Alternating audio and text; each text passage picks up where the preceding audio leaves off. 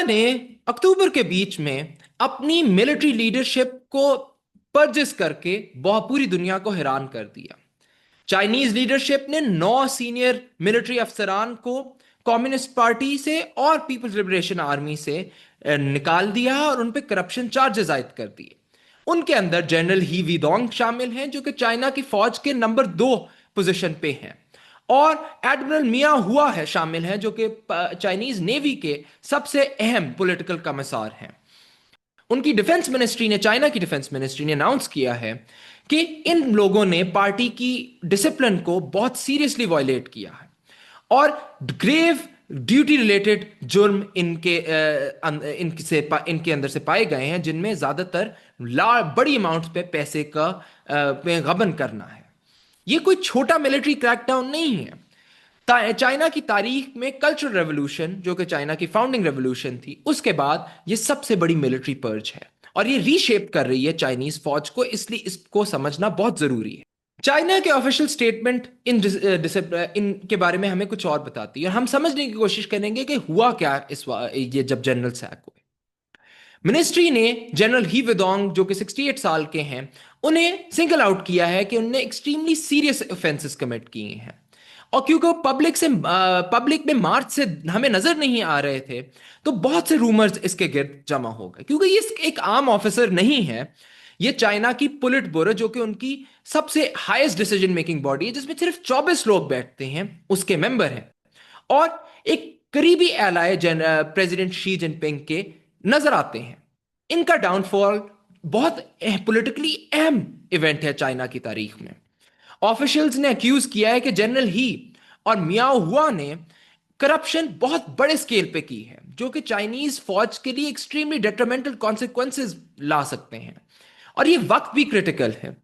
ये पर्च चंद दिन पहले आया है कम्युनिस्ट पार्टी के चौथी प्लेनम से पहले, विच क्लियर्स द वे के जिसमें 205 मेंबर कमेटी के रिप्लेस किए जाते हैं। इसलिए एक बहुत अहम मौका है। क्या ये करप्शन की वजूहात पे किया गया या इनको रास्ते से हटाया गया चाइनीज लीडरशिप की वजह से ज्यादा अपनी मर्जी के लोगों को सेंट्रल कमेटी में लाने के लिए? 9 लोगों को इस पर्च में शामिल किया गया जो कि पीएलए के बहुत हाई रैंकिंग लीडर थे। जनरल ही वुडोंग जो कि vice chair of central military commission थे, और एडमिरल मिया हुआ जो कि पॉलिटिकल चीफ थे। उनके अलावा ही होंगजुन और वांग ज्यूबिन जो कि सीएमसी के पॉलिटिकल ऑफिसर्स थे। लिंग शियांगजांग जो कि फॉर्मर ईस्टर्न थिएटर कमांड के हेड थे, जो कि ताइवानीज ऑपरेशन के भी इंचार्ज हैं। किन शूतोंग और जुआन हुआजी जो कि फॉर्मर आर्मी और नेवी के पॉलिटिकल कॉमिसार्स थे। वांग होबिन जो कि कमांडर ऑफ रॉकेट फोर्स हैं, और वांग चुनिंग जो कि head of armed police force हैं। ये सारे फुल मेंबर्स थे कम्युनिस्ट पार्टी की सेंट्रल कमेटी के, और इनकी एक्सपल्शन शो करती है कि ये सीट्स क्लियर हो जाती हैं शी जिनपिंग के नए लोगों को उन पोजीशंस पे तैनात करने के लिए। तो चाइनीज गवर्नमेंट और ऑफिशियल्स का क्या नैरेटिव है? चाइनीज गवर्नमेंट का अखबार पीएलए डेली अक्यूज करता है कि ये 9 लोग डिसलॉयल थे और इनने अपनी बिलीफ्स जो कम्युनिस्ट बिलीफ्स हैं उनसे बिल्कुल डाइवोर्स्ड हो चुके हैं, और एक सीरियस ब्लो आर्मी की यूनिटी को तो इनकी लैक ऑफ बिलीफ और डिसलॉयल्टी थी चाइनीज आर्मी को। इस पेपर ने मजीद स्ट्रेस किया कि कम्युनिस्ट पार्टी को पास हमेशा बंदूक का कंट्रोल होना जरूरी है। किसी जर्नल किसी इंडिविजुअल के पास नहीं, कम्युनिस्ट पार्टी के पास फौजी बंदूक का कंट्रोल जरूरी है। और आइडियोलॉजी से लॉयल्टी यानी कम्युनिज्म से लॉयल्टी उतनी ही जरूरी है जितनी करप्शन को फाइट करना जरूरी है इस ऑफिशियल नैरेटिव के मुताबिक। प्रेसिडेंट शी ने अपना करप्शन को अपनी बिगेस्ट पॉलिटिकल थीम पहले दिन से बनाया हुआ है 2012 से, और उनके एंटी ग्राफ्ट कैंपेन ने ऑलरेडी बहुत से अहम ऑफिशियल्स को, थाउजेंड्स ऑफ ऑफिशियल्स को टेक डाउन किया।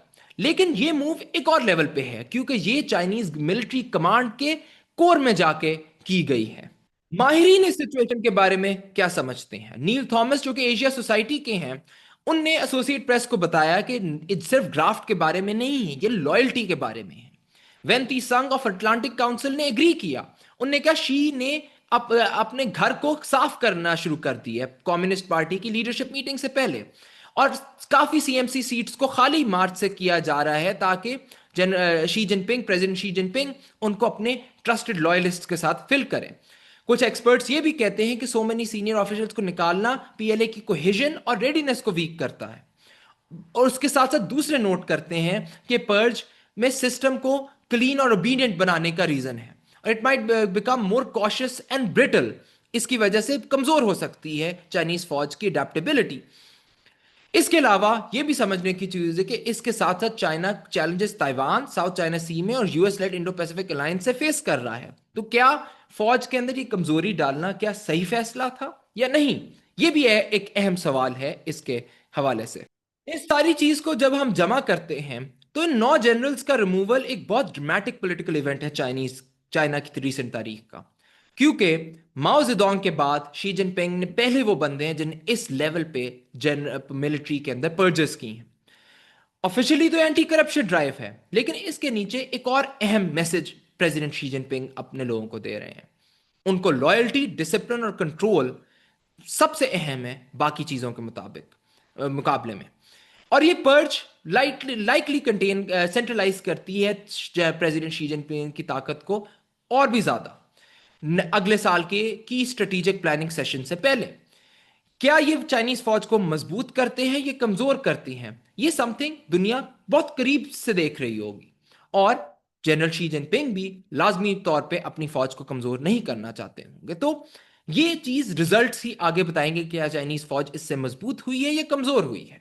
इसके साथ साथ इजाजत चाहूंगा, अगली वीडियो पे फिर मिलेंगे। लाइक और सब्सक्राइब करना मत भूलिएगा, और कमेंट्स में जरूर बताइएगा कि आप क्या सोचते हैं इसके बारे में। क्या चीनी फौज मजबूत हो रही हुई है इससे या कमजोर हुई है? इसके साथ साथ इजाजत चाहूंगा और अगली वीडियो में फिर मिलेंगे।